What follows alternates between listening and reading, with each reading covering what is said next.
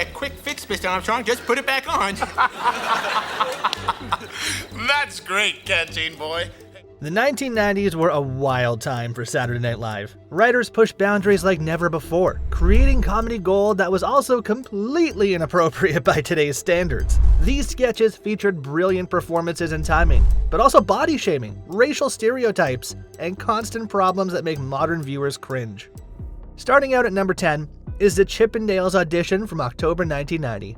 Patrick Swayze hosted SNL at the peak of his Dirty Dancing fame, appearing in what would become one of Chris Farley's most remembered moments. The setup was simple. Two guys audition for the Chippendales male dance troupe.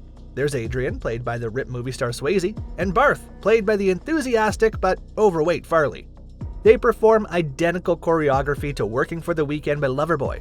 The judges struggle with their decision, but the punchline everyone saw coming finally lands. Despite Barth's incredible commitment, Adrian gets the job because he's in great shape. Back in 1990, this sketch killed. The shock value of seeing Farley match Swayze move for move, both shirtless, was undeniable.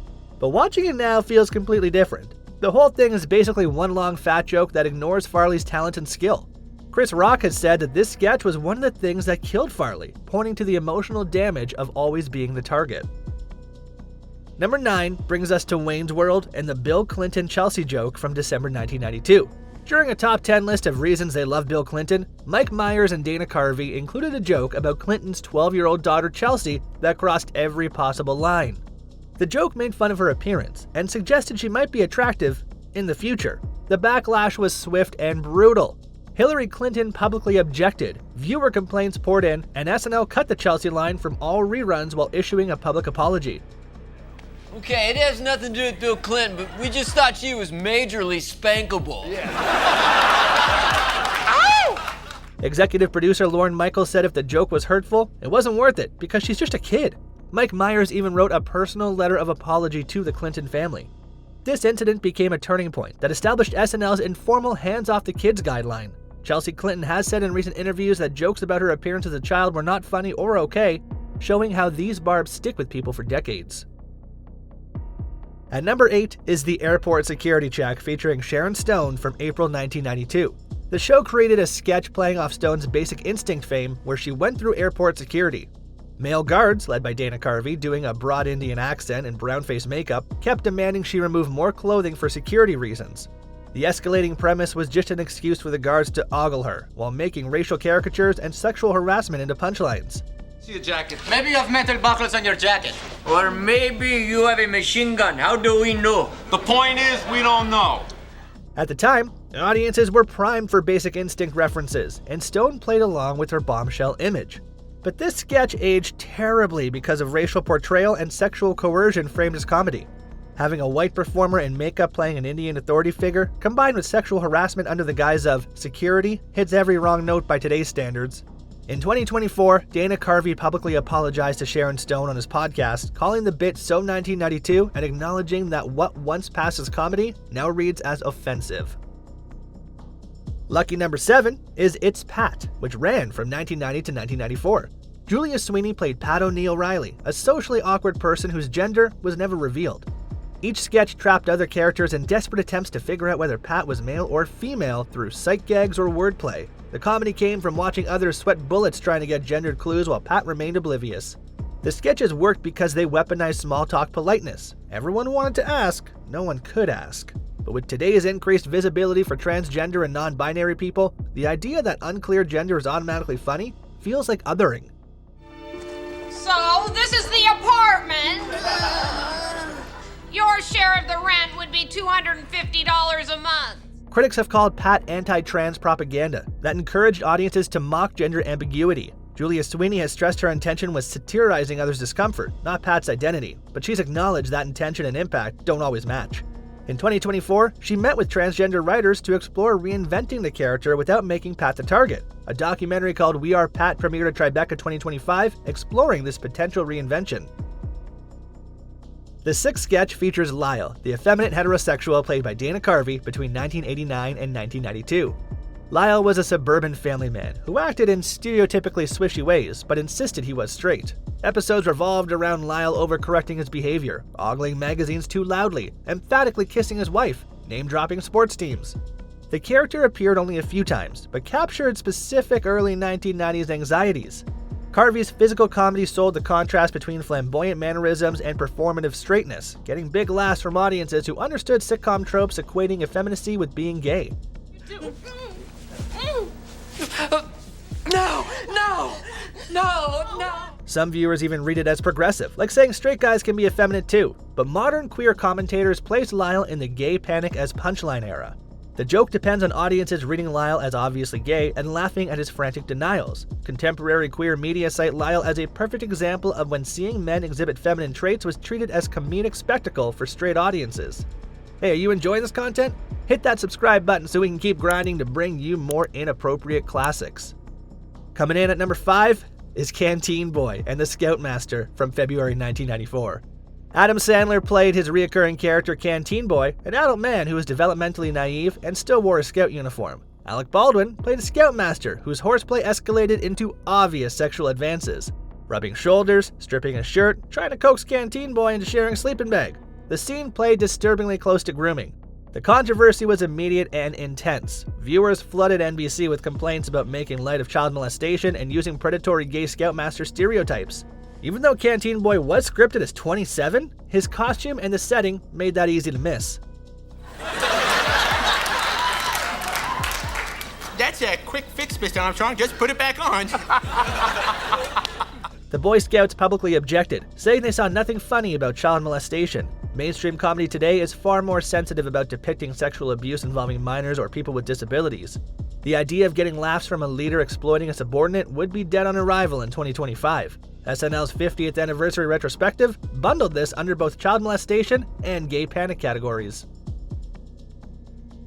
These sketches reveal broader patterns about 1990s comedy writing that went beyond individual bad choices. The decade marked a transitional period where television was caught between old-school broadcast standards and emerging cable sensibilities. Writers felt pressure to push boundaries in an increasingly competitive entertainment landscape, but they lacked the cultural vocabulary we have today for discussing identity, consent, and representation. The live television format added another layer of risk, where controversial material could reach millions of viewers before anyone had time for second thoughts. Network executives were more concerned with avoiding FCC fines than considering social impact, leading to a system where explicit language was heavily censored, but harmful stereotypes sailed through unchecked. The predominantly white male writing rooms of the era also meant that many sketches were crafted without input from the communities they targeted, resulting in comedy that often punched down rather than up. This systemic approach to boundary pushing created an environment where individual performers and writers might have good intentions while still participating in harmful content.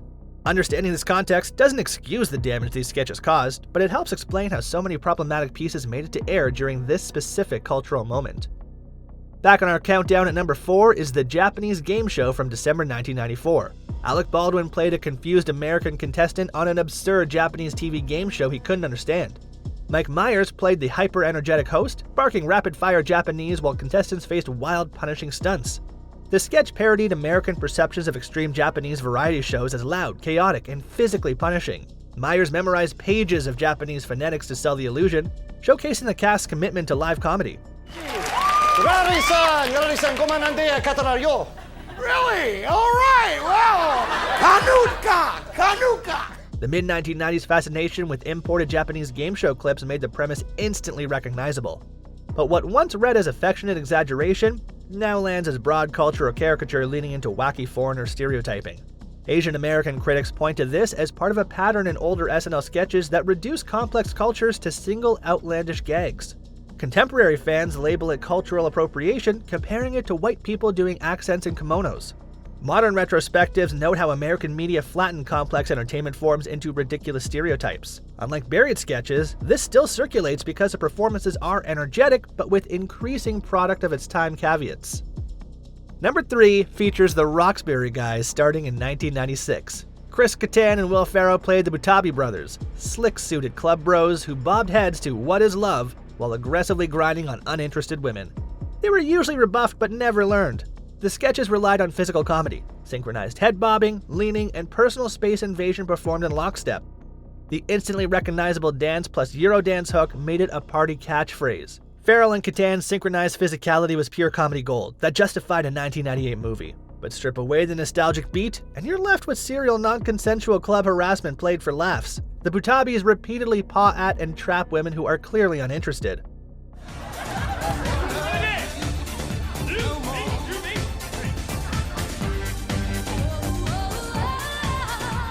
Modern viewers, especially post-Me Too, immediately recognize this as textbook boundary violation. Fan discussions point out that pitching guys invading women's personal space as comedy today would get you laughed out of the room. Because the dance is so memorable, the sketch will never disappear, but we now read the Butabis as the joke rather than laughing with their behavior. The number 2 spot stars John Goodman as Linda Tripp during 1998 and 1999. While the Clinton-Lewinsky scandal dominated headlines, SNL repeatedly cast Goodman in drag as the Pentagon staffer who secretly recorded Monica Lewinsky.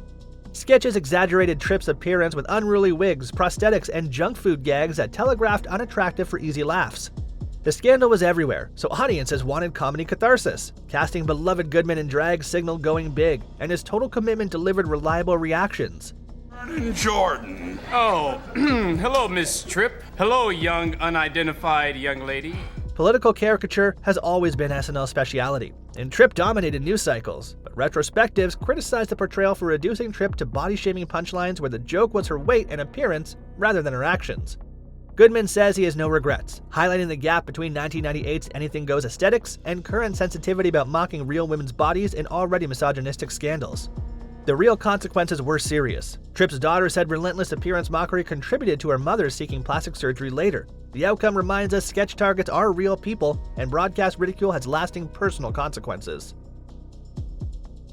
And finally, the number 1 sketch on our list is The Dark Side with Nat X, created by Chris Rock. Nat X hosted a militant cable talk show railing against systemic racism and pop culture hypocrisy. Running gags explained why the show was only 15 minutes because longer would be welfare and a white man cam throwing jail bars over Nat's face. Rock weaponized SNL airtime to smuggle racial commentary into network TV, using the talk show format for stand-up style monologues. The character was important because it gave Rock platforms to explore race rarely seen on network television, but some segments leaned on broad generalizations that, while satirical, used sweeping racial inversions for laughs.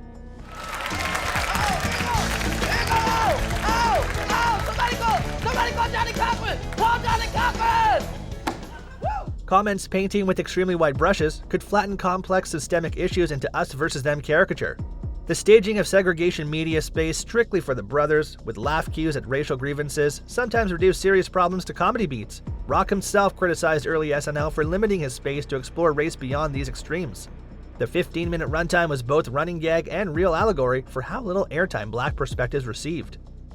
These sketches revealed 1990s SNL pushing boundaries without considering consequences, creating formally brilliant but ethically messy comedy that reminds us technique and harm can coexist in the same performance.